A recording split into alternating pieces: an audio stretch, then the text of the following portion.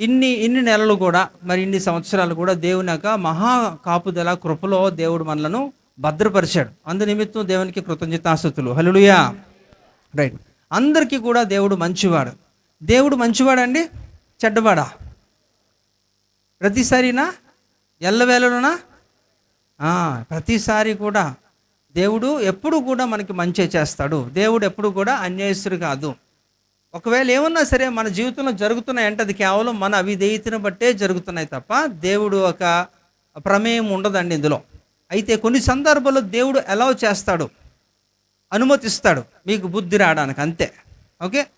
కనుక నా జీవితంలో ఈ యొక్క సంవత్సరం అంతా కూడా చెప్పుకోదగినవి ఏమీ లేవండి అంటే మరి మీరు అంతగా భక్తి సాధన చేశారనేదే దానికి నిర్వచనం. కనుక ఇది కూడా మైండ్లో పెట్టుకోవాలి.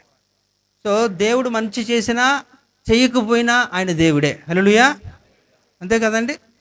ఆయన మనకి చేసినా చేయకపోయినా ఆయన దేవుడు, సృష్టికర్త. ఒకవేళ చేయలేదంటే దానికి ఖచ్చితంగా ఒక రీజన్ ఉంటుంది. ఆ రీజన్ ఏంటో తెలుసుకోండి. సరే, ఇక్కడ మనం గమనిద్దాం. ఇక్కడ కీర్తనకారుడైన దావీదు ఒక చక్కటి కీర్తనలో ఒక మాట మాట్లాడతాడు. 19వ కీర్తన 12వ వచనంలో చూస్తే, చదవగలిగిన వాళ్ళు చదవండి. చూడండి. తన పొరపాటులు గలవాడెవడు? నేను రహస్యంగా చేసిన తప్పులు క్షమించి నన్ను నిర్దోషినిగా తీర్చుము. రైట్. ఇక్కడ దావీదు తనక సెల్ఫ్ క్లెయిమ్స్ చేస్తున్నాడు. ఇక్కడ తను ఏంటంటే స్వపరీక్ష చేసుకుంటున్నాడు. ఇక్కడ తన పొరపాట్లను కనుగొనగలవాడెవడు? నేను రహస్యముగా చేసిన తప్పులు క్షమించి నన్ను నిర్దోషిగా తీర్చుము. అంటే ప్రతి ఒక్కరు కూడా ఏదో ఒక ఫేజ్లో వారు ఏమైపోతారంటే వారి యొక్క కొన్ని యొక్క తప్పుల్లో వారు ఇరుక్కొని ఉంటారు. వారు ఏదో చేసుకుంటూ వెళ్ళిపోతారు. అలా మెకానికల్గా వెళ్ళిపోతూ ఉంటారు. ఎందుకో తెలుసా? ఎందుకంటే ఇక మనిషి పుట్టడమే పాపంలో పుడుతున్నాడు కాబట్టి. అందుకనే కీర్తనకారుడు ఇదే దావీదు కూడా ఒక 55వ కీర్తనలో కూడా ఆయన 51 అనుకుంటా, 50లోనో 51 51:17 అందులో ఒక మాట ఏముంటుందా? నేను పుట్టడమే నా తల్లి గర్భంలో నేను పాపిగా నేను పుట్టాను అనే ఒక మాట ఆయన తెలియజేస్తాడు. అంటే నేను పాపంలో పుట్టినవాడను, పాపములోనే నా తల్లి నన్ను గర్భమున ధరించెను. పాపములోనే నేను పుట్టాను, పాపములోనే నా తల్లి నన్ను గర్భము ధరించింది అని ఆయన చెప్పిన విషయం. అలాగే రోమపత్రికలో కూడా మనం చూస్తే ఆయన అపోస్తుల పౌలు గారు ఒక మాట చెప్తారు, నాలో ఒక పాప నియమము కలదంట కదండి. అంటే ప్రతి వ్యక్తి కూడా ఏంటట, పుట్టడమే పాపంలో పుట్టినప్పటికీ కూడా ఎంతగా తన్ను తాను రక్షించుకోవడానికి, భద్రంగా ప్రభువులో ఎదిగించుకోవడానికైనా ప్రయత్నం చేసినప్పటికీ కూడా ఆ పాప నియమం అనేది ఏం చేస్తుందంటే మనుషుల్ని అలా స్క్వీజ్ చేస్తూనే ఉంటుంది ఏదో ఒక రూపంలో. అయితే ఇక్కడ చేయడం అనేది అది కాదు, కానీ ఆ రియలైజేషన్ అనేది చాలా ఇంపార్టెంట్. ఇక్కడ ఆ విషయానికి వస్తే ఇక్కడ దావీదు భక్తుడు తెలియజేస్తున్న విషయం అంటే తన పొరపాట్లను కనుగొనవాడు నేను రహస్యముగా చేసిన తప్పులు క్షమించి నన్ను నిర్దోషంగా తీర్చుము. అంటే ఎవరైతే తన తప్పుల్ని తాను రియలైజ్ అవుతారో, కనుగొంటారో, ఐడెంటిఫై చేస్తారో వారు ఏమవుతారట? ప్రభువు దృష్టికి వారు ఏమవుతారంటే వారు నిర్దోషులుగా తీర్చబడతారు. ఈ విషయంలో దావీదు చాలా సక్సెస్ రేట్ సాధించాడు. ఎందుకంటే దావీదు చేసినది ఒక విధంగా చెప్పాలంటే, దావీదు తన గురించి తను చెప్పుకున్నప్పుడు నేను గొప్ప పాపిని అని మాట్లాడతాడు ఒక సందర్భంలో. వాస్తవంగా మనకి బెత్షెబా విషయం గురించి మనకు తెలుసు. తర్వాత మరి ప్రజల సంఖ్యని ఆయన లెక్క పెట్టినప్పుడు ఇట్లాగా ఒక 3 ప్రధానమైన ఆయన యొక్క లైఫ్లో మిస్టేక్స్ ఉంటాయి. అయితే ఆ విషయంలో ఆయన ఎక్కడ కూడా వాటిని ఎప్పుడు కూడా ఆయన కప్పుకోవడానికి ఆయన చూడలేదు. అందుకనే ఈ సొలొమోను భక్తుడు 28వ అధ్యాయం సామెతల్లో 13లో ఒక మాట ఉంటుంది, అతిక్రమములను దాచిపెట్టువాడు వర్ధిల్లుడు, వాటిని ఒప్పుకొని విడిచిపెట్టువాడు కనికరాన్ని పొందుతాడు కదండి. కనుక ఇక్కడ ప్రతి ఒక్కరిలో కూడా పాప నియమం ఉంది. పుట్టడమే పాపంలో పుట్టారు. అయినప్పటికీ కూడా మీరు ప్రభు దృష్టిలో మీరు నిర్దోషులుగా ఉండాలి అంటే ఇక్కడ కొన్ని మనం చేయాల్సిన పని ఉంది. అది ఏం చేయాలంటే ప్రతి ఒక్కరు కూడా వారిలో తమ ఏం చేసుకోవాలట? వారు they need to identify it. ఏం చేయాలట? వారు గుర్తించగలగాలి వారి యొక్క మిస్టేక్స్ అనేది, వారి తప్పులను వారు ఏం చేయాలట? వారు ఎరిగిన వారుగా ఉండాలి. అందుకని ఇక్కడ 1 కొరింథీ పత్రిక 11వ అధ్యాయంలో కూడా మనం చూస్తే తన్ను తాను ఏం చేసుకోవాలంట? స్వపరీక్ష చేసుకున్నవారు, పరీక్షించుకున్నవారు ఎందులోకి రారంట? ఆ న్యాయ తీర్పులోకి రారు. ఇక్కడ చాలామంది ఆ న్యాయ తీర్పులోకి రావడానికి ప్రధానమైన కారణం ఏంటంటే, వారు చేసుకుంటూ వెళ్ళడమే తప్ప వారు ఎప్పుడు కూడా ఐడెంటిఫై చేయరు. ఒకసారి ఆగితే మనకు అక్కడ విషయం అర్థమవుతుంది. స్పీడ్గా వెళ్ళిపోతున్నాడు, ఈ యొక్క రోడ్డు మీద ఉంటున్న హంప్స్ ఉంటాయి కదా, ఏమంటారు దాన్ని, ఈ స్పీడ్ బ్రేకర్లని అక్కడ కూడా అలాగే వెళ్ళిపోతే ఏమవుతారు? యాక్సిడెంట్లు అయ్యే అవకాశం అయితే ఉంటుంది ఖచ్చితంగా కదా. కనుక అక్కడికి వచ్చినప్పుడు ఒక్కసారి అక్కడ స్పీడ్ కంట్రోల్ చేసుకోవాలి. అక్కడ ఆగినప్పుడు ఏమవుతుందంటే మనం సేఫ్గా ఉంటాం. కనుక లైఫ్లో పుట్టడమే నేను పాపిగా పుట్టాను, నాలో పాప నియమం ఉంది కాబట్టి పర్వాలేదు, ఇంకా అదే అలాగే వెళ్ళిపోతానంటే అది కుదరదు. కానీ అక్కడ ఏం చేయాలంటే తనలో తప్పులను కనుగొనవాడు ఎవడు అంట. ఇక్కడ ఏంటట, కనుగొనగలవాడెవడు అంటున్నాడు. అంటే ఎవరు కొనుక్కుంటారు? ఇక్కడ గుర్తుపెట్టుకోండి, you are the best judge. అవునా?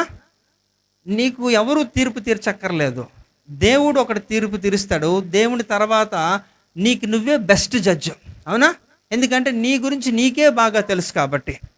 సో ఆ విషయంలో ఇక్కడ దావీదు ఎంత సక్సెస్ సాధించాడంటే, తన యొక్క జీవితంలో జరిగిన ఇన్సిడెంట్స్ ఏది కూడా ఆయన ఎప్పుడు కప్పుకోవడానికి ఆయన చూడలేదు, కానీ ఆయన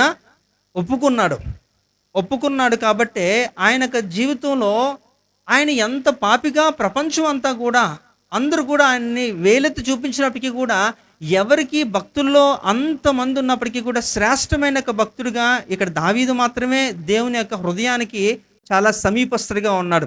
అందుకే అపోస్తుల కార్యం 13వ అధ్యాయం 22వ వచనంలో స్వయాన దేవుడే ఇక దావీదు గురించి ఒక సాక్ష్యము పలికిన ఒక మాట, నేను యెషయ కుమారుడైన దావీదును కనుగొంటిని, అతడు నా ఇష్టానుసారుడైన మనుష్యుడు, అతడు నా ఉద్దేశములన్నీ నెరవేర్చునని చెప్పి అతనిని గూర్చి సాక్ష్యం ఇచ్చాను. అతని గురించి సాక్ష్యం ఇచ్చాడు. ఏంటట? దేవుని ఉద్దేశములను మనిషి నెరవేర్చడం ఏంటండి? చాలా ఫన్నీగా ఉంటుంది కదా. ఎందుకంటే మనకున్న కోరికలు కానీ మనకున్న సమస్యలు కానీ పరిష్కరించే సామర్థ్యత ఎవరికి ఉంటుంది? దేవునికే ఉంటుంది. మనుషులు అందరూ చేయెత్తేసినప్పుడు ఏ మనిషి కూడా చేయలేని స్థితిలో ఉంటున్నప్పుడు మనకి దేవుడే దిక్కు అవుతాడు కదా. అలాంటిది దేవుడు మనకు చేయాలి, కానీ దేవునికి కూడా ఏవో కొన్ని కోరికలు ఉన్నాయట, ఆయనకి కొన్ని ఉద్దేశములు ఉన్నాయట. వాటిని ఎరిగిన వాడిగా దావీదు ఉన్నాడు. ఎరిగిన వాడిగా కాదు, కానీ అవి నెరవేర్చువాడిగా కూడా. అంటే ఇక్కడ ఫస్ట్ అసలు నీ మనసులో ఏముందో నాకు తెలిస్తేనే కదా అది నేను చేయగలను. ఇక్కడ అది దావీదు ఆ విషయంలో 100% ఎలాగంటే ఆ సక్సెస్ సాధించాడు. ఎందుకంటే తన యొక్క జీవితము తెరచిన పుస్తకముగా దేవుని యొక్క సముఖములో ఉంచాడు కాబట్టి. ఏది కూడా ఆయన చేసినది చాలా చేశాడు, మాట్లాడుకోదగినవి, కానీ అదేది కూడా దేవుడు కన్సిడరేషన్ చేయలేదు, పరిగణించకపోవడానికి కారణం ఏంటంటే వాటిని సంపూర్ణముగా దేవుని సన్నిధిలో ఒప్పుకొని విడిచిపెట్టేసినాడుగా ఉన్నాడు. కాబట్టి దావీదు తన హృదయానుసరుడని ఇష్టానుసరుడని నా ఉద్దేశమును నెరవేర్చువాడని చెప్పి దావీదు గురించి స్వయాన్నే దేవుడే ఒక చక్కటి యొక్క సాక్ష్యం పలికిన వాడిగా కనబడుతున్నాడు. ఏ వ్యక్తి కూడా, చాలామంది శ్రేష్టమైన భక్తులు మనకి కనబడినప్పటికీ కూడా ఎవరి గురించి కూడా అలాంటి స్టేట్మెంట్ దేవుడైతే ఇవ్వలేదే. కారణం ఏంటంటే దాన్నమాట. సో ఇక్కడ ప్రతి ఒక్కరు కూడా, అందరూ ఇక్కడ ఉంటున్న వారందరూ, వాక్యం వింటున్న వారు, పడుకుంటున్న వారు కూడా, అందరూ కూడా వారి ఉద్దేశం ఏంటంటే నేను జీవితంలో ఉన్నతంగా ఎదగాలని. అంతే కదండి. సక్సెస్ అనేది నా జీవితంలో అదే ఏలాలని అలాగ ఆలోచించడంలో ఏమాత్రం తప్పు లేదండి. అందరూ కూడా వాటి కొరకే ప్రయత్నం చేస్తారు. కానీ కొంతమంది సక్సెస్ అవుతారు, కొంతమంది అవ్వట్లేదు. అంటే దానికి కారణం ఏంటో కూడా మీరే అర్థం చేసుకోవాలి. ఎందుకంటే ఇక్కడ దావీదు ఆయన పరిపాలించినాక రెండో రాజుగా ఇశ్రాయేల్ దేశాన్ని 40 సంవత్సరాలు ఏలాడు. మరి ఈ యొక్క ముగ్గురు, సొలొమోను 40 సంవత్సరాలు, సౌలు 40 సంవత్సరాలు, దావీదు 40 సంవత్సరాలు, ముగ్గురు కూడా వారు రాజులుగా ఒక్కొక్కరు కాల పరిమితి ఎంతెంతగా వారు ఏలినప్పటికీ కూడా ఒక స్వర్ణయుగముగా ఎవరు దావీదు పరిపాలనలోనే జరిగింది. సొలొమోను కూడా చాలా చక్కగానే పరిపాలించాడు, కానీ అందులో కూడా ట్యాక్స్ ఎక్కువ వేశారట. ఈ పన్నులు ఎక్కువ, ఈ యొక్క పన్నుల భారం ఎక్కడి మీద అట, ఈ యొక్క ప్రజల మీద పడేదట. కొంచెం ఇబ్బందికరమైన వాతావరణం సొలొమోను కాలంలో కూడా నడిచింది. కానీ దావీదు కాలంలోనే చాలా క్లాసికల్గా, చాలా చక్కగా 40 సంవత్సరాలు అనేక యుద్ధాలు జరిగినప్పటికీ కరువు కాటకాలు చూడలేదు ప్రజలు. అంత చక్కగా వారు ఎంజాయ్ చేశారు పరిపాలన. ఎందుకంటే దేవుడిచ్చిన సక్సెస్ తనకి జీవితంలో ద మోస్ట్ సక్సెస్ఫుల్ కింగ్ అంటే ఇక్కడ నన్ అదర్ దాన్ డేవిడ్, అంతే, దావీదే. ఎందుకంటే ఆయనలో ఉంటున్నది ఏంటంటే ఆయన యొక్క తప్పులు ఏం చేశాడో తను చేసిన పొరపాట్లన్నీ కూడా ఆయన మిస్టేక్స్ అన్నీ కూడా ఐడెంటిఫై చేసుకోగలిగాడు. వాటిని ఏం చేశాడట, ఇంకా వాటిని సరి చేసుకోగలిగాడు. దేవుని సముఖంలో పెట్టేశాడు అన్నీ కూడా. దేవుడు ఇగో నువ్వేం చేస్తావు చేసుకో, ఇది ఇదని చెప్పి ఓపెన్ చేసి పెట్టేసినప్పుడు దానికి తగినవన్నీ కూడా ఆయన తీసుకున్నాడు. మీకు తెలుసు కదా, మరి యొక్క 3 తెగుళ్ళు దేవుడు ఆఫర్ ఇస్తాడు దావీదుకి. అందులో 3 కూడా ఉపద్రవాలే. ఏదో ఒకటి కోరుకో అంటున్నప్పుడు ఏం చేస్తాడు, ఇంకా 3 రోజులు తెగిలే కోరుకుంటాడు. అప్పటికి చాలామంది చచ్చిపోతారు. అంటే ఇక్కడ ఏదైనప్పటికీ కూడా నన్ను శిక్షించినా పర్లేదు, కానీ నీ దృష్టిలో నేను ఎలాగుండాలట, నిర్దోషిగా ఉండాలి. హల్లెలూయా. ఈరోజు చాలామంది ఏంటంటే సక్సెస్ అవ్వకపోవడానికి కారణం ఏంటంటే వారు ఒప్పుకోరు, విడిచిపెట్టరు. ఇంకొకటి ఏంటంటే దేవుని దగ్గర అసలు అవేవి కూడా ఉంటాయి. దేవుని దృష్టిలో నిర్దోషులుగా ఉండాలనే ఆశ, కోరిక కూడా వారికి లేదు. కానీ దావీదు అలా కాదండి. సో ప్రతి మనిషి కూడా మనకి బెస్ట్ ఎగ్జాంపుల్ ఎవరట, దావీదే. ఎందుకంటే ఎన్నోసార్లు కొన్ని వందలు ఒక ఉపదేశాలు దావీదు గురించి వినే ఉంటాం, మన రక్షణ పొందిన అనుభవం దగ్గర నుంచి ఈ రోజు వరకు కూడా. కానీ ఎప్పుడు విన్నప్పటికీ కూడా దావీదు గురించి దేవుడు ఏదో ఒక కొత్తగా మాట్లాడుతూనే ఉంటాడు. ఎందుకంటే వాక్యం ఎప్పుడు కూడా పాతగిల్లదు. హల్లెలూయా. ఎప్పుడు కూడా నూతన పరుస్తూనే ఉంటుంది దేవుని యొక్క వాక్యము. అయితే ఆ వాక్యాన్ని స్వీకరించిన వారు కూడా నూతన పరచబడతారు. హల్లెలూయా. కానీ ఈ రోజుల్లో ఇంకా అలాంటి యొక్క మెలకువ రావట్లేదంటే మీరు స్వీకరించకపోవడమే. అది స్వీకరించినా దాన్ని యాక్సెసిబిలిటీ ఇవ్వకపోవడమే. మీ జీవితంలో దాన్ని అన్వయింప చేసుకోలేనప్పుడు అది వృధానే. ఎన్నన్నా మాట్లాడతాం, ఏంటి ఉపయోగం? కనుక ఇక్కడ ప్రతి ఒక్కరు కూడా వారి యొక్క సక్సెస్ రేట్ చూడాలన్నప్పుడు అది మైన్యూట్ థింగ్ అన్నప్పటికీ కూడా దాన్ని సూక్ష్మముగా మనం ఆలోచించి దాని గురించి మనం దేవుని సన్నిధిలో పరిష్కరించుకోగలగాలి. ఆ రోజే మీకు ఏముంటుందట, దేవుని దృష్టిలో మీరు ఎలాగుంటారంటే నిర్దోషులుగా ఉంటారు. హల్లెలూయా. ఇక్కడ చూడండి, ఇంకా కొంతమంది భక్తుల గురించి నెగిటివిటీస్ అనేది ప్రొజెక్ట్ చేశారు బైబిల్లో. కానీ కొంతమంది గురించి అసలు ఒక్క నెగిటివ్ కూడా ఇవ్వలేదు, మనకు తెలియదు.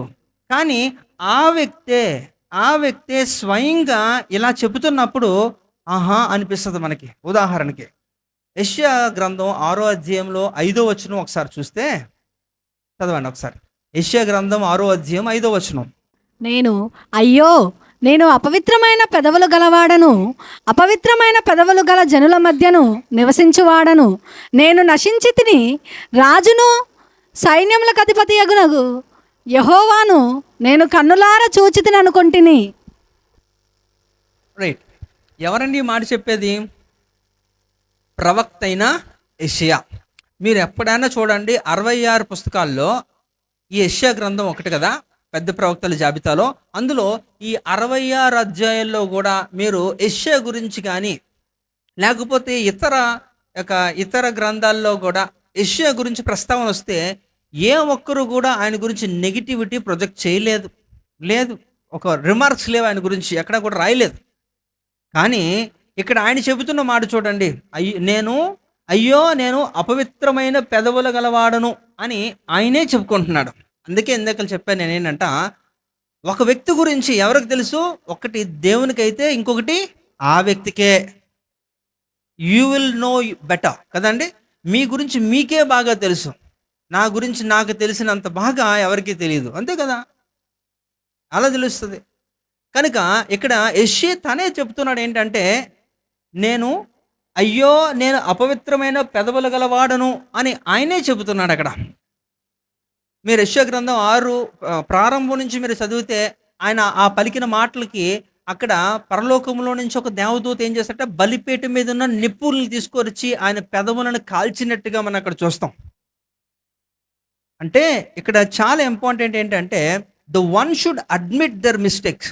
అది ఇక్కడ మెయిన్ థింగ్. ఇక్కడ లైక్ డేవిడ్ ఏం చేశాడో, దావీదు ఎలా చేశాడో, ఒక వ్యక్తి తన యొక్క తప్పులను తను కనుగొని అది ఒప్పుకున్నప్పుడు దేవుని దృష్టిలో నిర్దోషులుగా ఎంచబడతారు. అలా ఎంచబడిన జాబితాలో ఉంటున్న వాళ్ళే వీళ్ళు. ఎవరు? దావీదే కానీ యెషయా కానీ.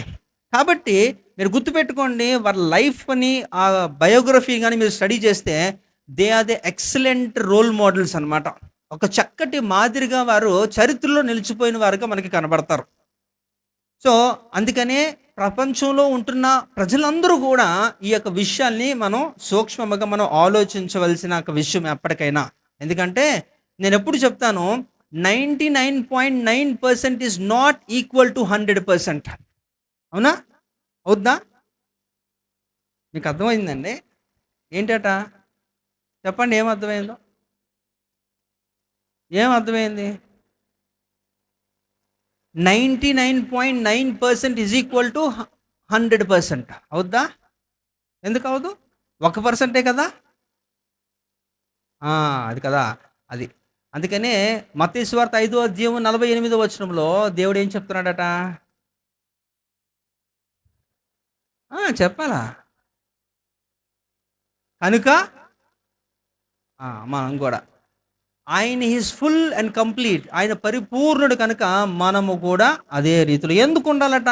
ఎందుకంటే ఆదికాండం 1:26 మనము ఆయన స్వరూపమందు మనం సృష్టించబడిన వారుగా ఉంటున్నాం కాబట్టి ఆయన ఏదైతే మనం అదే అవ్వాలి.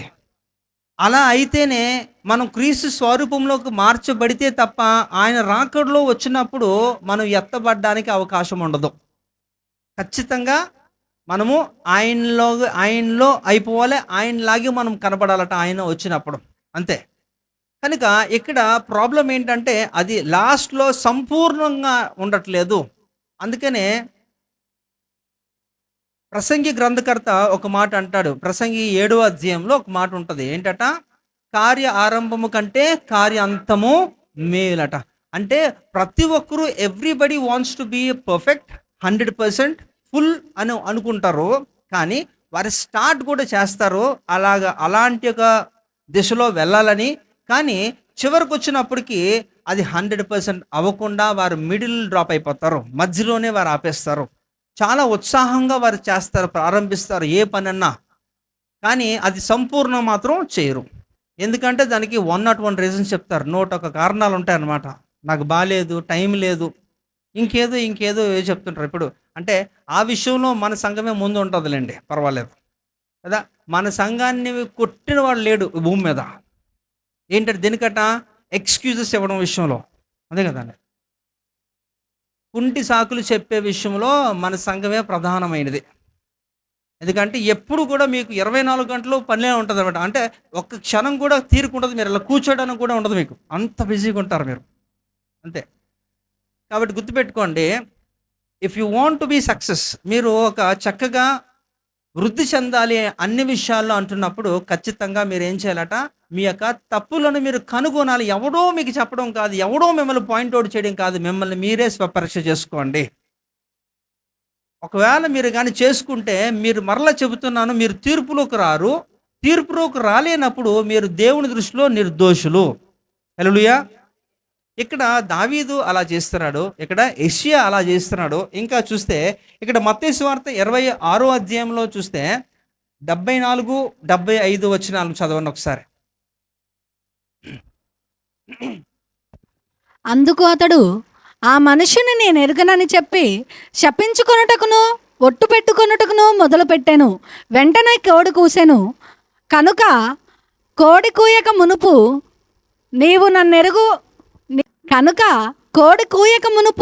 నీవు నన్నెరగవని ముమ్మారు చెప్పేదవని యేసు తనతో అనిన మాట పేతురు జ్ఞాపకము తెచ్చుకొని వెలుపలికి పోయి సంతాపపడి ఏడ్చెను. ఎవరి గురించి మాట్లాడుతున్నారండి? ఏంటండి? పేతురు గారు కదా. పేతురు గారు ఏంటట? సందర్భం ఏంటి? యేసు ప్రభువు శిష్యుడు కదా ఆయన. వాస్తవంగా మరి 12 మంది శిష్యులు, ఆయన కూడా ఒక శిష్యుడు అయినప్పటికీ కూడా మరి ఆ రోమా సైనికులు వచ్చి ఆయన అరెస్ట్ చేసినప్పుడు, ఆయన తీసుకొని వెళ్ళిపోతున్నప్పుడు అందరూ కూడా శిష్యులు అందరూ చెదిరిపోయారు, భయభ్రాంతులు చెందారు. అలాంటి సందర్భంలో ఆయన కూడా అలాగే ఉంటూ అలాగా తెలియకుండా అలాగా పక్కకు వెళ్ళిపోతున్నప్పుడు ఒక చిన్న పిల్ల తను చూసి గుర్తుపట్టి, నువ్వు కూడా వాటితో ఆయనతో పాటు ఉన్నవాడివే కదా, ఈ మనుషుడు నాకు తెలుసు అని చెప్పి అలా మాట్లాడుతున్నప్పుడు, నాకు తెలియదు. యేసు ప్రభు వారు వాస్తవంగా ముందుగానే ఈ యొక్క ప్రవచనాత్మకంగా చెప్పిన సందర్భం మనకు తెలుసు. నువ్వు కోడి కుయ్యకు ముందే ముమ్మార్లు ఏం చేస్తావట? నువ్వు అబద్ధం ఆడతావు, నేను తెలియదని నువ్వు చెప్తావని దేవుడు ముందే చెప్పాడు. అదే జరిగింది. అది జ్ఞాపకం చేసుకొని ఆయన ఇక్కడ ఏం చేస్తారట? చివరి మాట చూస్తే జ్ఞాపకము తెచ్చుకొని, యేసు ప్రభు చెప్పినది ఆయన జ్ఞాపకం తెచ్చుకొని ఏం చేస్తాడంటే వెలుపలికి పోయి సంతాపపడి ఏడ్చెను. ఆయన ఎప్పుడైతే ఆయనకి జ్ఞాపకం వచ్చిందో, when he realize this mistake that no he lied, he denied Jesus అనేది, యేసు ప్రభు వారు నాకు తెలియదు అని ఆయన బొంకి అబద్ధం ఆడి చెప్పాడు కనుక అది జ్ఞాపకం తెచ్చుకొని పశ్చాత్తాపడ్డాడు. హల్లెలూయా. పశ్చాత్తాపడిన తర్వాత ఆయన ఏం చేశారంటే ఏడ్చాడు, సంతాపపడి ఏడ్చెను అని ఉంటుంది. అంటే దాని అర్థం ఏంటంటే తను చేసిన మిస్టేక్స్, ఆ తప్పుని ఆయన గ్రహించాడు, దాన్ని కనుగొని ఆయన సంతాపపడ్డాడు, క్షమాపణ కూడా దొరికింది. హల్లెలూయా. చాలామంది చెప్తున్నాను కదా, హైవే మీద వెళ్ళిపోయినట్టు వెళ్ళిపోతారు అనమాట. ఎంత స్పీడ్గా వెళ్ళిపోతారో అలాగా లైఫ్లో కూడా అలాగే వెళ్ళిపోతారు. గుర్తుపెట్టుకోండి, దెర్ ఈజ్ ఆల్వేస్ హంప్స్ ఉంటాయి, ఆ స్పీడ్ బ్రేకర్స్ ఉంటాయి. You need to wait and go. మీరు వెళ్ళి ఆగి మళ్ళా వెళ్ళాల్సి ఉంటుంది. లైఫ్లో అలాగే ఎవరు వెళ్ళిపోరు, ఆగి చూసుకొని వెళ్ళాల్సి ఉంటుంది. అలా చూసుకొని వెళ్ళినప్పుడు నీకు క్షేమము. హల్లెలూయా. ఇక్కడ పేతురు క్షమాపణ పొందాడు, దేవుని చేత పశ్చాత్తాపడ్డాడు. అయితే ఒక స్కాలర్స్, బైబిల్ పండితులు ఈ యొక్క పర్టికులర్ సన్నివేశం గురించి, ఆయన గురించి కొంచెం లోతుగా విశ్లేషణ చేస్తున్న ఒక అంశం ఏంటంటే, పేతురు గారట ఆ సందర్భం మొదలుకొని ఆయన్ని రివర్స్లో సిలివేసే అంతవరకు కూడా ఆయనకి ఎప్పుడు ఏ కోడి కోత విన్నా ఆయన హృదయం బద్దలైపోతుండేదట. అర్థమైందా దాని అర్థం ఏంటట? అర్థం అవలే. అమ్మో, మామూలుగా లేడు పవన్, ఏదో ఫోటోగ్రాఫర్ అనుకున్నాను రా నేను. రైట్, కనుక నిజమే. ఏంటట, ఎప్పుడైతే ఆ కోడి కూస్తున్నదో ఎప్పుడు ఇదంతా కూడా గుర్తొచ్చి ఆయన ఏం చేస్తారట, హీ వాజ్ బ్రోకెన్ అనమాట. ఆయన హృదయం అంతా కూడా బద్దలైపోయి ఆయన పశ్చాత్తాపడుతూనే ఉండేవాడట. అందువలన నేను అనుకుంటాను, ఆయన దేవుడేతో ఉంటున్నవాడు, దేవుడే నాకు తెలియదని చెప్పినప్పటికీ కూడా దేవుడు క్షమించి ఆయనకి ఎంతటి ఆధిక్యత ఇచ్చాడంటే, అప్పటి వరకు కూడా రెల్లు అని ఆయన పిలిచేవాడు కదా, అడవి గడ్డిగా ఉండేవాడు. తర్వాత ఏమైపోయాడట, కేఫా అంటే ఒక రాయి అయిపోయాడట. దానికి దీనికి ఎంత వ్యత్యాసం అండి, చాలా వ్యత్యాసం కదా. గడ్డిగా ఉన్నవాడు ఎలాగైపోయాడట, ఒక రాయిగా మారిపోయాడట. దేవుడు కూడా ఆయనకి అప్పగించిన బాధ్యత ఏంటంటే, సంఘమును నువ్వే కడతావని. హల్లెలూయా. ఎంతగా అంటే పరలోకపు తాలపు చెవులు కూడా ఎవరికి ఇచ్చారట, పేతురుకే ఇచ్చేసాడట. అంటే ఆయన మిస్టేక్ ఎంత చేశాడో పక్కకు పెట్టండి, దాని తర్వాత ఆయన చూపించే ఆ పశ్చాత్తాపం కానీ, ఆయన ఒప్పుకోవడం కానీ, దేవుని దగ్గర క్షమాపణ పొందడం కానీ, ఇవన్నీ కూడా దేవునికి ఎంతగా ప్రీతిగా ఉన్నాయంటే ఆయన ఉన్నతంగా నిలబెట్టేసాయి. ఇప్పుడు 12 మంది శిష్యుల్లోనే 2 పేర్లు ఎక్కువగా వినపడడానికి గల కారణం ఎవరి పేర్లు అండి వినపడతాయి? ఎందుకని అంటారు? ఎందుకని అంటే పలకడానికి బాగుంది కాబట్టి, అంతేనా? పలకడానికి బాగాలేదా? రైట్. అంటే వారు దేవునితో ఎంతగా వారు అటాచ్ అయ్యి ఉన్నారు అనేదాన్ని మనం చూస్తే, ఆయన సహజ మరణం పొందాడని 96 సంవత్సరాలకి యోహాను చనిపోయాడు అంటున్నారు. హతసాక్షిగా అవ్వలేదు ఆయన. హతసాక్షి చేయడానికి ఒక 3 అటెంప్ట్లు చేసినప్పటికీ కూడా ఆయన తప్పించబడ్డాడు దేవుని చేత. ఎందుకంటే ఈ యొక్క పద్మస్ ద్వీపంలో ఆయన వెళ్ళి మనకి 22 అధ్యాయాలు కలిగినాక ప్రకటన గ్రంథం అందించాలి కాబట్టి, దేవుని ప్రణాళిక ఉంది కాబట్టి ఆయన తప్పించాడు. కానీ పేతురు విషయం వేరు. కానీ ఏదైనప్పటికీ కూడా పేతురు అంతగా ఎలివేట్ అవ్వడానికి కారణం ఏంటంటే, that is the only reason. He didn't hide himself, ఎప్పుడు కూడా చేయలే. అప్పుడు మనం మాట్లాడుకున్న 3 వ్యక్తులు కూడా, దావీదే కానీ, యెషయా కానీ, ఇక్కడ పేతురే కానీ, వీళ్ళందరూ కూడా చరిత్రలో అలా నిలిచిపోవడానికి కారణమే వాళ్ళు ఏం చేశారట, వాళ్ళు కనుగొన్నారట. వారి యొక్క లైఫ్ని వారే కనుగొన్నారు కాబట్టి వారిని దేవుడు అంతగా తీసుకొని వెళ్ళాడు. అలాగే యోనా కూడా మనం చూస్తే 1వ అధ్యాయంలో 12వ వచనం ఒకసారి చూడండి. నన్ను బట్టియే ఈ గొప్ప తుఫాను మీ మీదకి వచ్చానని నాకు తెలిసి ఉన్నది. నన్ను ఎత్తి సముద్రంలో పడవేయుడి, అప్పుడు సముద్రము మీ మీదకి రాకుండా నెమ్మలించునని అతడు వారితో చెప్పినను. ఇక్కడ కూడా మనకి తెలిసి ఈ యొక్క ఉదాంతం కూడా మనం చూస్తే, యోనా ఒక చిన్న ప్రవక్తల జాబితాలో ఒక వ్యక్తి. చాలా పవర్ఫుల్ వ్యక్తి. వాస్తవంగా చెప్పాలంటే యోనా గ్రంథం చిన్నదైనప్పటికీ కూడా ఆయన చేసినాక కాంట్రిబ్యూషన్స్ చాలా పవర్ఫుల్‌గా చేశాడు. ఎందుకంటే ఎవరి మధ్యలో చేశారంటే ఈ నినేవే వాసులు మామూలోళ్ళు కాదండి. ఆళ్ళంత విగ్రహారాధన గాని, మూర్ఖత్వం గాని ఇంకెక్కడ మనకి కనపడదు. అసలు నినేవే పట్టణాన్ని ఎవరు కట్టించారు? నిమ్రోదే కదా! నిమ్రోదు కట్టించాడు. మరి నిమ్రోదు ఎక్కడోడు ఆదికాండంలో మనకు కనపడతాడు 10లో, 11లో అక్కడ కనబడతాడు. బాబేలు గోపురం దగ్గర కదా! ఆయన బబులోను సంబంధించిన ఇప్పుడు ఆ తర్వాత కాలంలో ఎంతగా ప్రాచుర్యం చెందిందంటే ఇప్పుడు కూడా ది ఏన్షియంట్ బాబిలోనియన్ కల్చర్ గురించి కానీ మీరు స్టడీ చేస్తే అసలు ఈ భూమి మీద ప్రస్తుతం జరుగుతున్న ప్రపంచ నలుమూలలో కూడా జరుగుతున్న ఐడల్ట్రీ అంటే ఈ యొక్క విగ్రహారాధన గురించి అదే మూలాలు అవే మూలాలు అక్కడి నుంచే వారు విస్తరించబడ్డారు. అంతగా చాలా ఓల్డ్ అనమాట. అలాంటి దానికి ఒక ఒక పునాది రాయి వేసాడు యొక్క నిమ్రోదు. అలాంటి వాడి చేత కట్టబడిన పట్టణమే ఇక నినేవే ప్రజలు. ఆ పట్టణం అంతా కూడా ఎంతో భయంకరమైన ఒక ప్రజలు వాళ్ళందరూ కూడా మార్రాలు. అందుకనే దేవుడు ఏం చేశారంటే ఆ పట్టణాన్నే లేపేద్దాం అనుకున్నాడు. మొత్తం సొదొమ గొమొరాన్ని ఆదికాండంలో 19వ అధ్యాయంలో ఎలాగైతే లేపేశాడో అలాగే కొన్ని పట్టణాలు బైబిల్ గ్రంథంలో యెరికో పట్టణం అని ఉంది, బబులోను ఉంది, ఇలాగే సొదొమ గొమొరా ఉంది, ఇక్కడే నినేవే పట్టణం ఉంది. అలాగా కొన్ని పట్టణాలు అవన్నీ కూడా ముద్ర వేశారు అంటే ఇంకా రిపేర్ అవ్వవి అంతే, వాటిని సంపూర్ణంగా తీసేయాలనేది.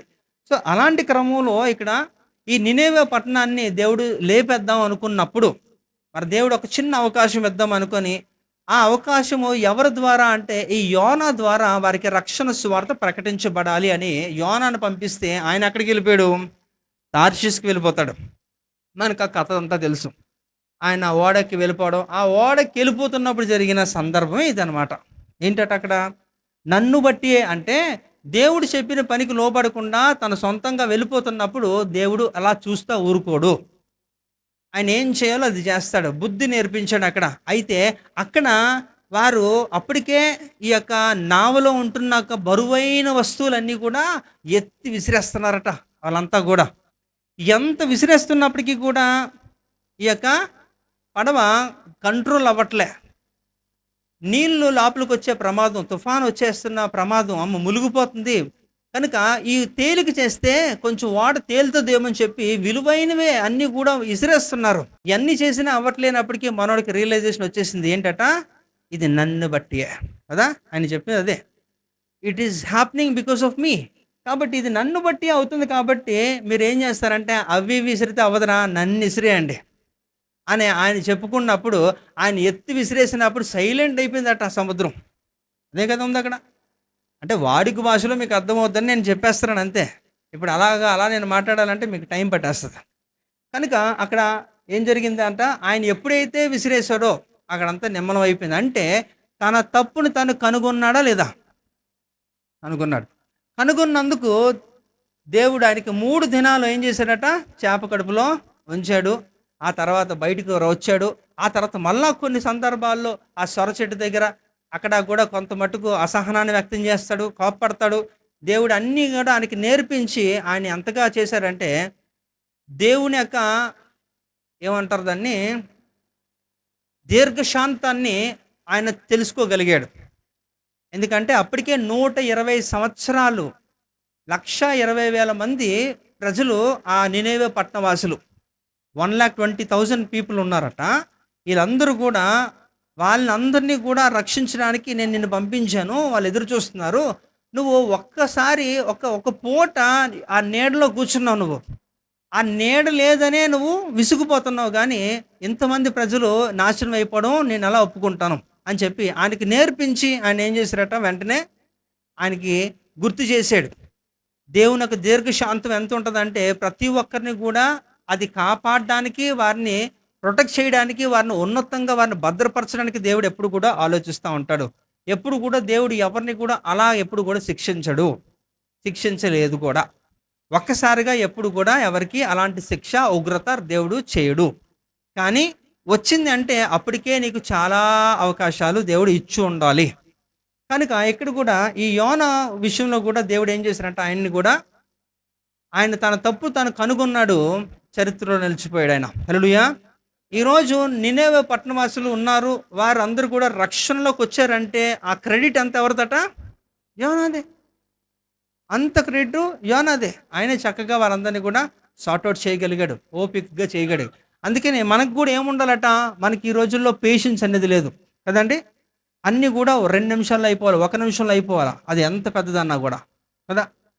అలా అయిపోవాలంటే అలాగ అవ్వదు, ఎప్పటికీ అవ్వదు, గుర్తుపెట్టుకోండి. దేవుడు ఎంతో దీర్ఘశాంతుడు. అందుకనే మనకి గలతీయులకు రాసిన పత్రిక 5వ అధ్యాయం 22వ వచనంలో ఆత్మఫలం ఏమనగా అంటూ అందులో ఇది కూడా ఉంది. ఉందా? ఏంటంటే చదువుతారా? ప్రేమ, ఆపు, వచ్చింది కదా, దీర్ఘశాంతం కదా. మనకి కావాల్సింది దీర్ఘశాంతం. అంటే నీ లైఫ్ కట్టబడాలన్నా, నువ్వు వృద్ధిలోకి రావాలన్నా, ఏదన్నా సరే ఒక సమయం పడుతుంది. అందుకనే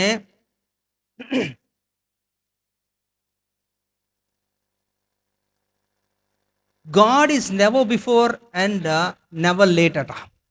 అంటే దేవుడు ఎప్పుడు కూడా సమయానికి ముందు చేయడట, దాటిపోయిన తర్వాత కూడా చేయడట, కరెక్ట్ సమయానికే చేస్తాడట. అంతేనండి. అందుకే యోహాను సువార్త 2వ అధ్యాయంలో ఒక మాట ఉంటుంది. అక్కడ కానాను పెళ్లి విందులో యేసుప్రభు వారు చేసిన అద్భుతాల విషయంలో మొట్టమొదటి ఏం చేశారట? ఆయన ఏం చేశారండి? నీటిని ద్రాక్షారసంగా మారుస్తున్నప్పుడు, ఆ ద్రాక్షారసం అయిపోయినప్పుడు అందరూ కూడా చాలా కలవరపడిపోతున్నారు. మరి ముఖ్యంగా తన తల్లి మేరీ, తను కూడా కంగారు పడిపోతున్నప్పుడు ఆయన ఒక మాట అంటాడు. ఏంటంట? నా సమయం ఇంకా రాలేదు కదా. నా సమయం రాలేదు అంటే ఏంటట? మనమైతే ఏం చేస్తుంటే ముందుగానే సిద్ధపడతాం కదా, ముందుగానే రెడీ చేసి పెట్టుకుంటాం. ఎందుకంటే ఆ కొరత ఉండకూడదు కాబట్టి ముందే రెడీ చేసుకుంటాం. లేకపోతే అయిపోయిన తర్వాత చూసి అయ్యో అని చెప్పి వెళ్ళి తెచ్చుకుంటాం. కానీ అలా కాదు. అక్కడ దేవుడు అది అలా అయిపోవాలి, అప్పటికప్పుడు ఫ్రెష్గా చేయాలి, ఎప్పుడు అవసరమో అప్పుడే చేయాలి. హల్లెలూయా. అందుకనే మీరు పరలోక ప్రార్థన కూడా మీరు ఆలోచిస్తే, ఆయన ఆ ప్రార్థనలో ఒక మాట ఉంటుంది, గివ్ అస్ అ డైలీ బ్రెడ్ కదా. మా అనుదిన ఆహారము మాకు, అనుదిన ఆహారం అంటే ఎవ్రీ డే, ముందుగానే స్టాక్ చేసి పెట్టుకోవడం కాదు.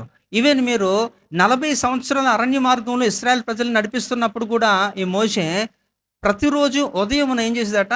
ఆ మంచు మీద ఒక ఏంటట? ఆ మన్నాను కురిపించి, మళ్ళా ఆ మన్నా కురిసిన తర్వాత మళ్ళా మంచు కురిసేదట. అంటే ఒక రీఫ్రిజిరేటర్ లాగా ఫ్రెష్ మన్నా ఎర్లీ మార్నింగ్ ఏంటట? ఆ ఆహారాన్ని వారికి వాళ్ళ గుడారంలో నుంచి బయటికి రాగానే వాళ్ళకి ఏం దొరికేదట? ఫ్రెష్గా ఆ ఫ్రిడ్జ్లోంచి తీసుకొని తినేటట్లుగా ఆ మన్నాని దేవుడు ఏర్పాటు చేశాడు. Everything is so fresh.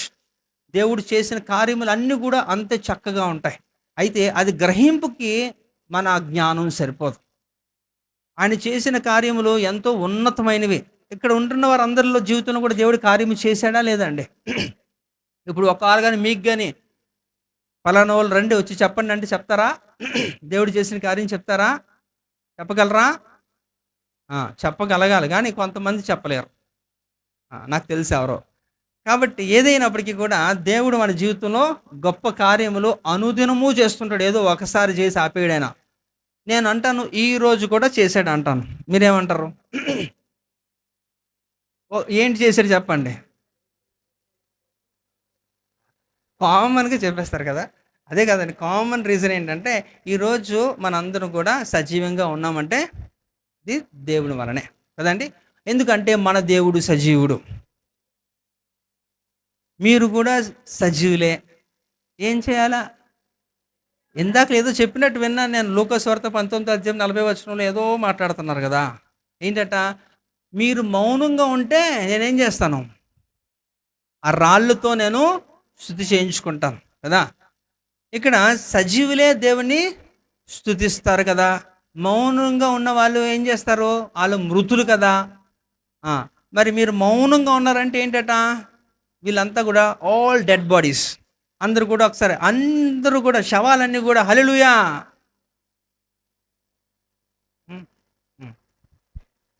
కాదా? ఒక చిన్నది స్వరం ఏదో లైట్గా వినబడింది, కానీ ఏదైనప్పటికీ కూడా కనుక దేవుడు మనలను సజీవులుగానే ఉంచాడు కదా. ఆయన సజీవుడు, ఆయన సమాధిలో లేడు కదా. ఆయన పునరుద్ధానుడైన యేసు. మన పరిచర్య పేరే అది కదండి. We preach the resurrected Christ కదండి, పునరుద్ధానుడైన యేసు పరిచర్య. ఆ యేసునే మనం ప్రకటిస్తున్నాం కదా. మనం ఇంకా ఎంత శక్తిమంతులుగా ఉండాలి, అలా పడుకుని పోతూ, అలా నిద్రపోతూ, అలా జోగిపోతూ ఏంటంటే ఇది. కనుక ఈ యెషయా కానీ, ఈ యోనా కానీ, దావీదు కానీ, వీరందరూ కూడా ఏం చేశారట, వారు కనుగొన్నారు. They didn't give a chance to others to point out.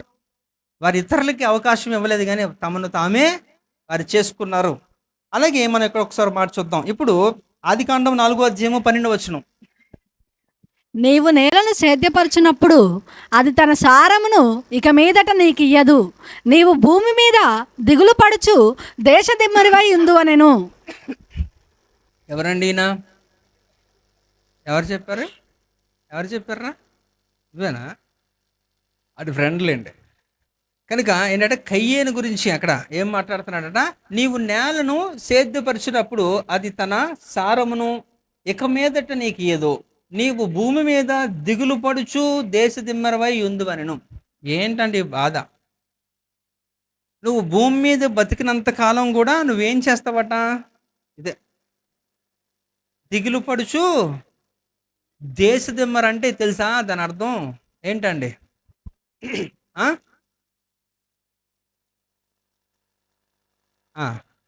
ఒక్క దగ్గర ఉండరు. లెఫ్ట్లో చూస్తే రైట్లో ఉంటారు, రైట్లో చూస్తే ఓకే. అంటే ఎక్కడ కూడా ఉండడు అనమాట. ఆడ కాలు ఎక్కడ నిలవు, ఆడెక్కడ స్థిరం లేదు. అందుకనే rolling stones gathers no moss అంటారు, తెలుసా? అంటే ఇక పొర్లేరు ఒక రాళ్ళకి ఒక వెయిట్ ఉండదట. ఏముండదట వెయిట్ అంటే? బరువు ఉండదు. ఎందుకంటే అవి అలా దొరుకుతూనే ఉంటాయి. అలాగే కొంతమంది కూడా ఈ సంఘం నచ్చకపోతే ఆ సంఘం, ఆ సంఘం నచ్చకపోతే ఆ సంఘం, అలా తిరుగుతూనే ఉంటారు. వారికి ఎక్కడ స్థిరత్వం ఉండదు, భక్తి ఉండదు. వారు ఎప్పటికీ కూడా ఏ సంఘానికి చెందినవారు కాదు. వాళ్ళ ఇప్పుడు బైబిల్ గ్రంథంలో మనకి ఎఫ్ఎస్సి రాసిన పత్రికలో ప్రకటన గ్రంథం 2-3 అధ్యాయాల్లో కూడా మనకి 7 సంఘాల్లో మనకి అక్కడ కనబడితే, అక్కడ 7 సంఘాల్లో ది బెస్ట్ చర్చ్ ఏంటండి? అంతే కదా, అంతే. నాకు తెలిసింది అదే. స్వర్ణ ఇస్ ద బెస్ట్. ఎందుకంటే నో కంప్లైంట్స్, ఏం లేవు. అన్ని ఒక చిన్న ఒక హెచ్చరిక మాత్రం చేస్తారు అంతే. ది బెస్ట్ చర్చ్ అంటే 2వ సంఘం స్వర్ణ, అంతే. మిగతావన్నీ కూడా చాలా గలిబిలిగా ఉంటాయి. కనీసం అలాంటి 7 సంఘాల జాబితాల్లో కూడా ఉండరు ఇలాంటి బ్యాచ్.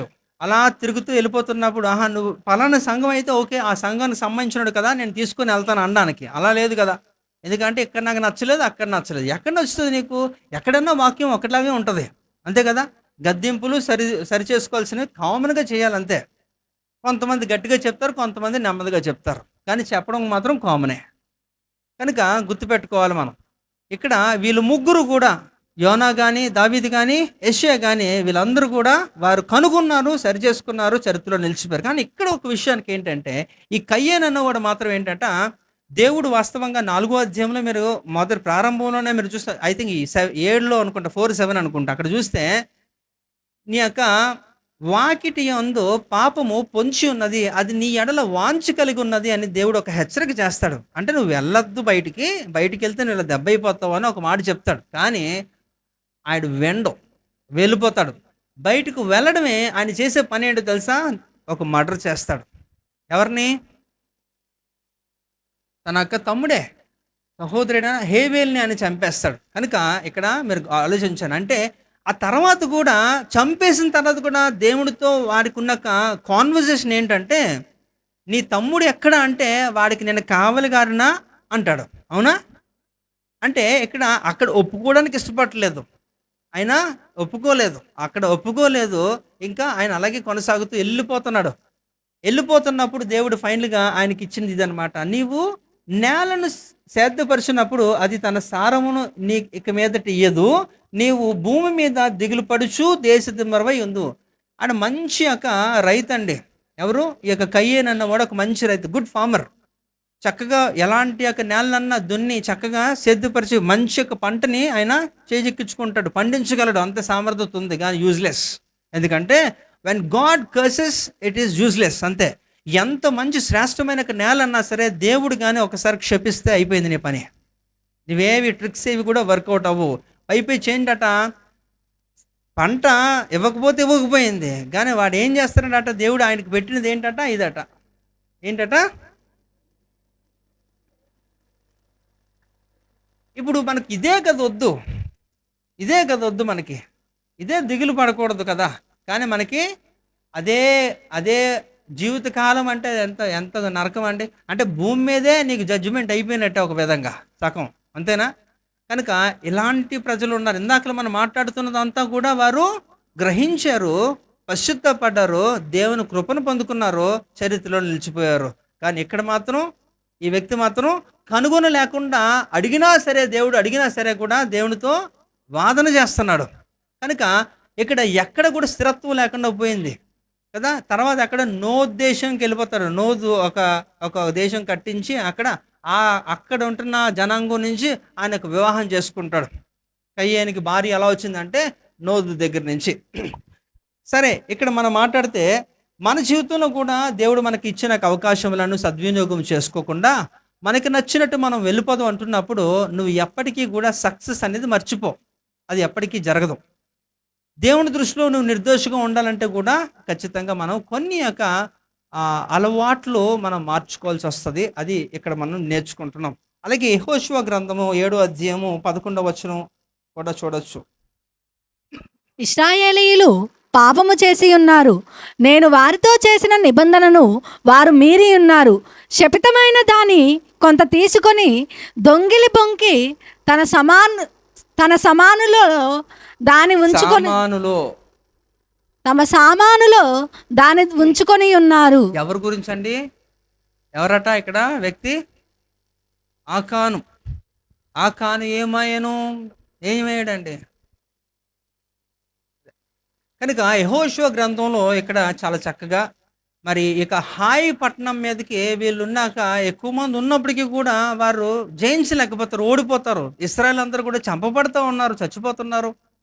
అప్పుడు వీళ్ళకి అర్థం కావట్లేదు, మేము ఎంత ప్లాంట్గా మేము చక్కగా యుద్ధ నైపుణ్యం కలిగిన యోధులు మా వెంట ఉన్నప్పటికీ కూడా మేము ఓడిపోతున్నాం కదా, ఏంటి ప్రాబ్లం అని చెప్పి ఎంతో ట్రై చేస్తారు. ఫైనల్గా దేవుడు చెప్తాడు యెహోషువకి, బాబు మీలోనే ఒక బ్లాక్ షీప్, మీలోనే ఒకడు ఉన్నాడు, కనుక వాడి వలనే మీరు ఇలా ఓడిపోతున్నారు, మీరు యుద్ధం జయించలేకపోతున్నారు. కారణం ఏంటంటే ఒకడు శపితమైన దాన్ని ఏం చేసినట్ట దాచిపెట్టుకున్నాడు, నేను వద్దన్న దాన్ని తీసి పెట్టుకున్నాడు. కనుక ఇప్పుడు వాడి వలన ఎంతమంది చచ్చిపోతున్నారండి? చాలామంది చచ్చిపోయారు ఇశ్రాయేల్ ప్రజలు, యుద్ధం ఓడిపోయారు. అంటే ఇక్కడ ఒకసారి చూడండి, ఒక్కడి ఇంపాక్ట్ అందరి మీద కూడా పడుతుంది. ఇప్పుడు మీరు ఆలోచించండి, మీరు రోడ్డు మీద వెళ్తున్నారు, అలాగా మీరు రోడ్డు మీద వెళ్తుంటే ఎవరో కొంతమంది ఆకతాయిలు ఒక రాయి తీసుకొని తేనె పట్టుకు కొడితే నువ్వు చూసావు కానీ నన్నేం చేస్తాను, నేను చేయలేదు కదా అని చెప్పి వెళ్తే ఆ తేనె తెగులు వాడిని కరుస్తాయా, నిన్ను కూడా కరుస్తాయా? ఒకసారి ఎప్పుడు ట్రై చేశారా? ఈసారి ట్రై చేయండి కదా. మీరు కొట్టకపోయినా అక్కడ మీరు ఉంటున్నప్పుడు అది మీకు కూడా ఎఫెక్ట్ అవుద్ది, అంతే. కనుక ఇక్కడ ఒక్కడి వలనే ప్రాబ్లము, ఇశ్రాయేల్ ప్రజలందరూ ఓడిపోతున్నారు, చచ్చిపోయారు చాలామంది. సో అయినప్పటికీ కూడా కనీసం చచ్చిపోతున్నప్పుడు అన్నా సరే బయటకు వచ్చి చెప్పాలి కదా. ఈ ఆకాన్ ఇక్కడ కూడా ఒప్పుకోలే, అయినా అలానే వెళ్ళిపోతున్నాడు. ఎన్ని ఇచ్చారు తర్వాత ఎంత టైం అంటే లాస్ట్కి వచ్చేసినాక ఇంకా అంత అయిపోయిన తర్వాత అప్పుడు ఒప్పుకుంటున్నాడు. కానీ అక్కడ సమయం దాటిపోయింది, ఇంకా దేవుడు ఒప్పుకోలేదు. ఇలా చేసిన వారికి మోషే ధర్మశాస్త్రంలో ఉంటున్న ఒక శిక్ష ఏంటట, వాళ్ళు ఏం చేయాలట, సమాజంలో మధ్యకి తీసుకొచ్చి వారిని ఏం చేయాలంటే రాళ్ళతో కొట్టి ఇంకా కాల్చి వేయాలట. సో అతన్ని అలా తీసుకొచ్చి రాళ్ళతో కొట్టి ఆయన కాల్చి వేసి అక్కడ రాళ్ళు కుప్పగా పెడతారు. దాన్ని ఆకోరు లోయ అని కూడా పిలుస్తారు కదా. అంటే ఇక్కడ చూడండి అంత భయంకరమైన పరిస్థితి. నాకు నిజంగా ఈ యొక్క సన్నివేశం నేను చాలాసార్లు మనం చదివాము, నేను కూడా విన్నాను, చాలాసార్లు కూడా చెప్పాను కూడా. కానీ ఈ సందర్భంలో అసలు మోషే టైంలో నుంచి కూడా యుద్ధములు గెలవడానికి యెహోషువ కాలం వరకు కూడా మేజర్ యుద్ధాలు అంటే పెద్ద యుద్ధాలు గెలవడానికి ప్రధానమైన కారణం యోధులందరిలో కూడా ఈ ఆకాను ఒకడు. ఈ ఆకాను మామూలుడు కాదు, ఏదో సామాన్యుడు కాదు.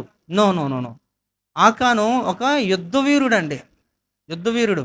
అనేక వాటిని జయించుకుంటూ వచ్చాడు, చాలా విషయాలు జయించాడు పర్సనల్గా, బలహీనతలన్నీ కూడా. కానీ ఎక్కడో దగ్గర ఇక్కడ ఈ యొక్క చిన్న షీనార వస్త్రము దగ్గర కొంతమందికి అదోపిచ్చి కదా, ఏదో ఒక దాంట్లో అలా ఉంటారన్నమాట. అక్కడ ఈ విషయం ఆయన బెండ్ అయిపోవడం వలన తన యొక్క జీవితాన్నే కోల్పోయాడు.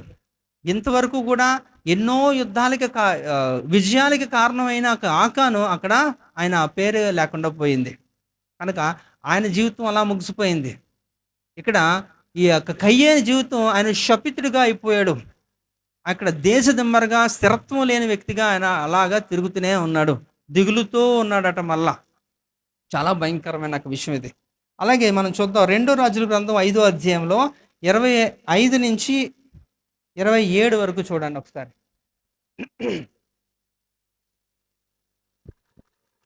ఇక్కడ ఉందమ్మా, చూడు, కనపట్లేదా? అతడు లోపలికి పోయి తన యజమానుని ముందర నిలవగా ఎలీషా వానిని చూచి, గెహజీ, నీవెచ్చటి నుండి వచ్చితివని అడిగినందుకు వాడు, నీ దాసుడనైన నేను ఎచ్చటికి పోలేదనెను.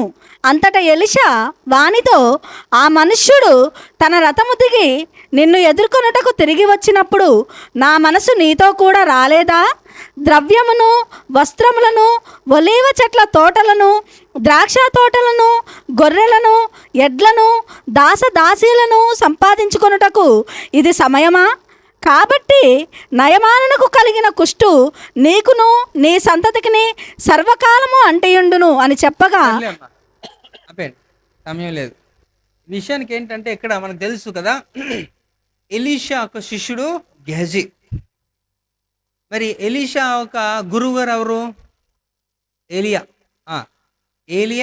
ఎలీషా, గెహజీ.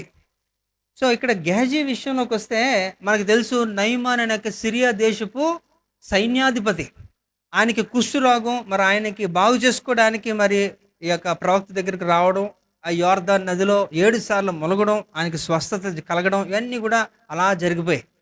ఆ తర్వాత ఆయన కృతజ్ఞత పూర్వకంగా తన యొక్క స్తోమతకి తగిన రీతిలో ఆయన కొన్ని యొక్క విలువైనవి మరి సిరియా దేశం నుంచి తీసుకొచ్చి మరి ప్రవక్త గారికి ఇద్దామని మరి ఇస్తే ఆయన నాకేమేం వద్దు అన్నీ కూడా తీసుకుని వెళ్ళిపో అని చెప్పడం, రిజెక్ట్ చేయడం, ఆయన తిరిగి వెళ్ళిపోవడం కూడా జరిగింది. అయితే కాసేపటికి ఈ యొక్క గెహజీ ఏం చేశారంటే అక్కడికి వెళ్ళిపోయి ఆయన రథములు వెనకతలు పరిగెత్తి మరీ వెళ్ళి ఆయన అంటున్న మాటలు మనకు తెలుసు. ఏంటట, నా యజమానుడికి వద్దు కానీ నాకు కావాలి అంతే. సో అక్కడికి వెళ్ళి అడుక్కొని తెచ్చుకోవడం, అని దాచుకోవడం అన్నీ మనకు తెలుసు స్టోరీ. కానీ ఇక్కడ చూస్తే ఆ విషయము ఎవరికి తెలుసు? ఎలీషాకు తెలిసింది. ఇక్కడ ఆయన అడిగిన మాట మొదటిగా ఏంటట, అతడు లోపలికి పోయి తన యజమానిని ముందర నిలువగా ఎలీషా వారిని చూచి, గెహజీ, నీవు ఎచ్చటి నుండి వచ్చితివని అడిగినందుకు వాడు, నీ దాసుడైన నేను ఎచ్చటికి పోలేదనెను. ఎక్కడికి వెళ్ళలేదంట, కానీ ఎలాగొచ్చాయో మరి. ఈ యొక్క మాటలో ఇక్కడ ఎచ్చటికి పోలేదు అంటే ఆయన చేసినది ఆయన ఒప్పుకోవడానికి ఇష్టం లేదు, ఆయన చెప్పలేదు, అడ్మిట్ చేయలేదు. ఇక్కడ పాపం వాడు చేసిన దాన్ని బట్టి వారి కుటుంబం అంతా కూడా ఈ లాస్ట్లో చూస్తే అంతా కూడా పోయినట్టుగా మనకి కనబడుతుంది. అంటే ఇక్కడ కొంతమందిని దేవుడు మనకి ఒక ఉదాహరణగా పెడుతున్నప్పుడు వారు ఎందుకు, ఇప్పుడు వాస్తవంగా చెప్పాలంటే ఏలియా చాలా చక్కటి యొక్క రోషం కలిగిన ప్రవక్త, చక్కటి దైవజనుడు, సూపరే ఆయన గురించి మాట్లాడితే. 1 రాజుల గ్రంథం చదివితే మాత్రం ఆయన గురించి మామూలుగా ఉండదు కదా. అలాంటి వ్యక్తి, ఆయనకి డబల్ ఆశీర్వాదంతో ఎవరట, ఈ యొక్క శిష్యుడైన ఎలీషా ఇంకా ఉన్నతంగా అద్భుతాలు ఎక్కువ చేశాడు. గట్టిగా మాట్లాడితే ఆయనకంటే ఈయన ఎక్కువ చేశాడు. చనిపోయిన వారిని కూడా బ్రతికించేశాడు కదా ఎలీషా, కదమ్మా. రైట్. సో ఇలాగ అన్నీ చేసుకొని వెళ్ళిపోతున్నారు. ఒక ఉన్నతంగా దేవుడు ఆయన నడిపించాడు. మరి అంతటి యొక్క చక్కటి ప్రవక్త దగ్గర శిష్యుడిగా ఉంటున్నప్పుడు గెహజీ కూడా ఒక ఉన్నతంగా ఉండాల్సింది వాస్తవంగా కదా. ఆయనకున్న అభివృద్ధి ఈయనకొచ్చింది, ఈయనకున్నది ఈయనకి కూడా రావాలి గెహజీ. కానీ గెహజీ ఇస్ ఫెయిల్డ్. ఎందుకని? ఫెయిల్డ్ డిసైపుల్ అనమాట. ఏంటట, విఫలం అయిపోయాడు. ఏంటట శిష్యరికంలో వేస్ట్ అయిపోయాడు, అంత భక్తిని నేర్చుకోలేకపోయాడు. ఎందుకంటే గ్రీడీ, అంటే తెలుగులో ఏమంటారు గ్రీడీని? What we call greedy? దురాశ. అలాంటిది. దురాశే కరెక్ట్లేండి. ఆ, దురాశ. సో అలాంటిగా తను పాడైపోయి ఏం చేశాడంటే తన యొక్క జీవితాన్ని తను కోల్పోయాడు. ఎందుకంటే ఇప్పుడు ఎవరన్నా సరే పేరు విన్నారు ఎప్పుడైనా మీరు గమనించండి, గెహజీ అని ఎవడన్నా పేరు పెట్టుకుంటాడా? ఎందుకు పెట్టుకోరు? దర్ ఆర్ బ్యాడ్ ఎగ్జాంపుల్స్ కదా. Bad examples. ఎవరు కూడా గెహజీ అని ఎవరు పేరు పెట్టుకోరండి. ఎవరన్నా పెట్టుకుంటే ఎలిషాని పెట్టుకుంటారు, లేకపోతే ఏలియాని పెట్టుకుంటారు, కానీ గెహజీ అని ఎవరు పెట్టుకోరు. ఆ, పోనీ ప్రవక్తలు కదండి, ప్రవక్తల్లో కూడా ఉన్నా అంటే బిలాము అని ఎవరిని పెట్టుకుంటారా? ఎందుకు పెట్టుకోరు అని? These are all the bad examples అని కూడా. కనుక ఎవరు ఇలాంటి పేర్లు కూడా పెట్టుకోవడానికి ఇష్టపడరు. కనుక ఇక్కడ ఏంటట మనం గుర్తు పెట్టుకోవాల్సింది ఏంటంటే, మీరు చరిత్రలో నిలిచిపోవాలన్నా, అతి ముఖ్యంగా దేవుని దృష్టిలో మీరు నిర్దోషులుగా కనబడాలంటే మీ తప్పులను మీరు కనుగొనాలి, తర్వాత వాటిని ఒప్పుకోవాలి. దేవుని కనుకరం పొందినప్పుడు మీరు దేవుని దృష్టిలో నిర్దోషులైపోతారు. హల్లెలూయా. ఇంకొకటి చూద్దాం. అపోస్తుల కార్యం 5వ అధ్యాయంలో కూడా మీకు ఇష్టమైన ఒక దంపతులు ఎవరండి? ఎవరు చెప్పారు? నీకెలా తెలుసు ఇవన్నీ? నువ్వు చెప్పావా? Okay, right. అననీయ సఫీరా ఎవరంటే వాళ్ళు చాలా మంచి వాళ్ళండి. ఎంత అంటే వారిద్దరికున్న యూనిటీ ఎవరికి లేదు, అక్కులో ప్రిస్సిల్లాకి కూడా లేదు. అంత చక్కగా ఒకలంటే ఒకరు ఒక మాట మీద నిలబడిపోతారు, ఆఖరికి చచ్చిపోతారు కూడా. అంతేనా? ఆ, చెడ్డ మాదిరి అంటే వీళ్ళిద్దరే ఆ బెస్ట్ కపుల్. చెడ్డ మాదిరిలో బెస్ట్ కపుల్ ఎవరంటే అక్కుల ప్రిసిల్లా. అవునా? అలా అక్కుల ప్రిసిల్లానా, అనన్య సఫీరానా? రైట్. కనుక మనకు తెలుసు అక్కడ స్టోరీ ఏం జరుగు. ఇప్పుడు నేను చెప్పేదానికన్నా మీరు చెప్తేనే బాగుంటుంది. ముగించేస్తాను నేను. వాళ్ళిద్దరి గురించి ఏంటి, వాళ్ళిద్దరు ప్రాబ్లం ఏంటి, పేతురుతో వాళ్ళకున్న ప్రాబ్లం ఏంటి? మీరు ఆగండి, వీళ్ళు ఎవరో చెప్తారేమో అని చూస్తున్నాను నేను. అసలు పేరు విన్నారా? అనన్య సఫీర్ అనే పేరు విన్నారా? వినలేదు కదా. బైబిల్లో వాళ్ళే వాళ్ళు. ఆ,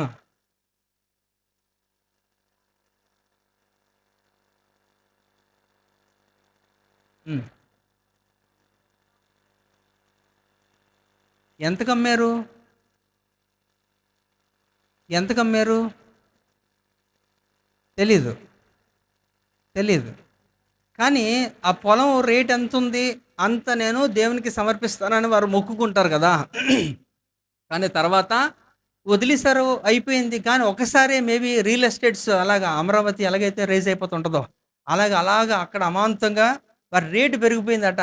పెరిగిపోయినప్పుడు వెంటనే వాళ్ళు ఏం చేశారంటే అమ్మేశారు. మంచి వెల వచ్చింది. కానీ వారు ముందు వాళ్ళు ఎంతైతే అనుకున్నారో అంతకే వాళ్ళు అదే దేవునికి ఇద్దాం అనుకున్నారట. అంటే ఎంతకు అమ్మారో అంతకి ఇవ్వాలి కదా నువ్వు మొక్కుబడి చేసుకున్నప్పుడు. అది మానేసి వాళ్ళు ముందు ఎంతైతే కొంత మట్టుకు మాత్రమే తీసుకొని వచ్చి ఇచ్చారు. అయితే ఆ విషయం ఎవరికి చెప్పారు? ఎవరెవరికి చెప్పారు? పరిశుద్ధాత్మ దేవుడు పేతురికి తెలియజేస్తాడు. అందుకని సాతాను నిన్ను ఎందుకు శోధించినట్టు ఎందుకు చేస్తున్నావు, ఎందుకు ఇలాగా పరిశుద్ధాత్మ ఎందుకు మోసం చేస్తున్నావు అని ఒక మాట ఆయన అంటాడు. అంటే భర్తకు తెలియకుండా భార్య, భార్యకి తెలియకుండా భర్త ఇద్దరు వచ్చి మంచి పర్ఫార్మెన్స్ ఇస్తారు అక్కడ కదా. ఇద్దరికి 2 ఆస్కార్ అవార్డులు ఇస్తారు.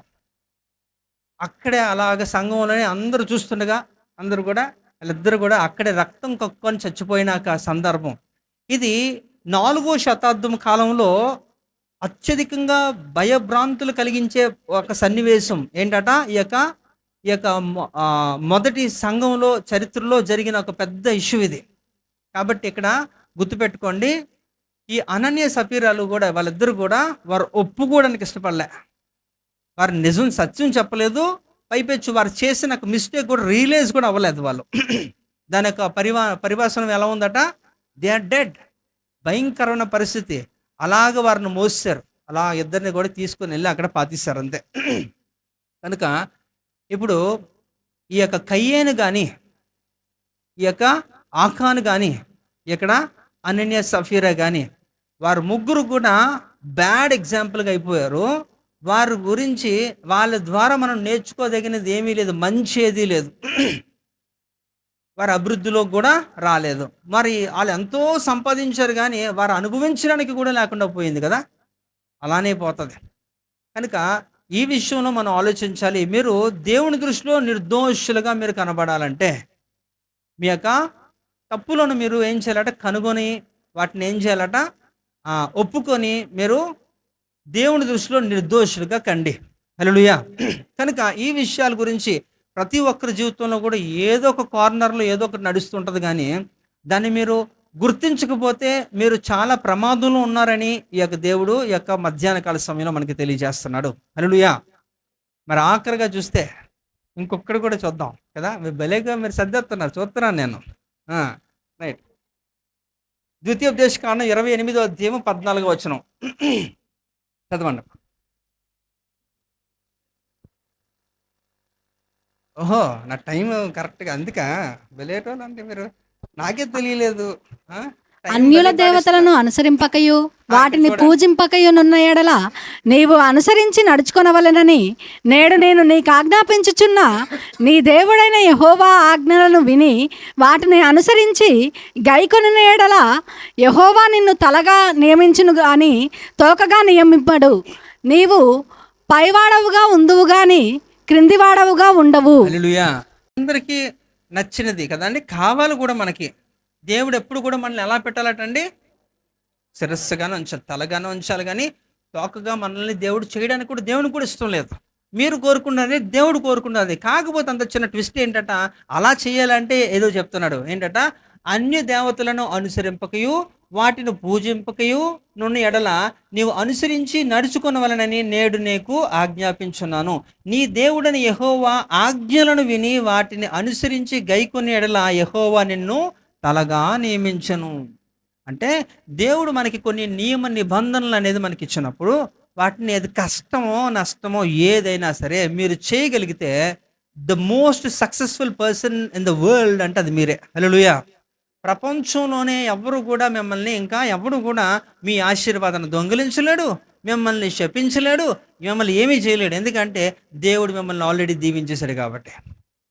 అందుకనే కదా దేవుడు ఒక్కడు దీవిస్తే చాలు మన జీవితానికి కదండి. ప్రపంచం అంతా మనల్ని శపించినా పర్వాలేదు, కానీ ప్రపంచం అంతా కూడా మనల్ని దీవించి దేవుడు ఒక్కడే శపిస్తే ఎలా ఉంటుంది, లైఫే లేదు. గుర్తుపెట్టుకోవాలి. కనుక మనందరం కూడా ఉన్నతంగా అన్ని విషయాల్లో అన్ని రంగాల్లో మనం వృద్ధి చెందాలంటే ఖచ్చితంగా మనము చేసుకోవాల్సిందట, మన తప్పులను మనము కనుగొనాలట, వాటిని పశ్చాత్తాపడి విడిచిపెట్టి దేవుని దృష్టిలో నిర్దోషులుగా మనము ఎంచబడాలి. హల్లెలూయా. ఒకవేళ అలాగానైతే మీ జీవితానికి ఎటువంటి డోకా లేదు. మీ భవిష్యత్ అంతా కూడా దేవుని చేతిలో చాలా ఉన్నతంగా పదిలంగా ఉంటుంది. ఎవడు ఏం చేయలేడు ఇంకా, అంతే. సాతాను ఎన్ని ప్రయత్నాలు చేసినా కూడా వాడు అలసిపోవాలి తప్ప మిమ్మల్ని కదిలించలేడు. అందుకనే 1 కొరింథీ పత్రిక 15వ అధ్యాయము 58వ వచనంలో ఒక మాట ఉంటుంది. ఏంటట, చదవండి. అదే దొరికిందమ్మా. కాగా నా ప్రియ సహోదరులారా, మీ ప్రయాసము ప్రభువునందు వ్యర్థము కాదని ఎరిగి స్థిరులను కదలని వారును. అదనమాట. ఏంటట, స్థిరులు కదలని వారు అంటే ఇంకా మీరు సస్టైన్ అయిపోతారు, స్టేబుల్ గా ఉంటారు. గాలి వాళ్ళు కాదు, ఏం వచ్చినా సరే అన్నీ పోతాయి కానీ మీరు మాత్రం ఉండిపోతారు, అంతే. అదన అంటే ప్రభు కొరకు ప్రభు చెప్పినవి మనక ఆ ఆజ్ఞల్ని అన్ని గైకుంటున్నప్పుడు మన ప్రభు కొరకు మనం చేసేది ప్రతిదీ కూడా అదంతా కూడా లెక్కే. అవన్నీ కూడా మీకు ఎంతో ఉన్నతంగా మీ జీవితాన్ని నిలబెట్టి స్థిరపరుస్తాయి. హల్లెలూయా.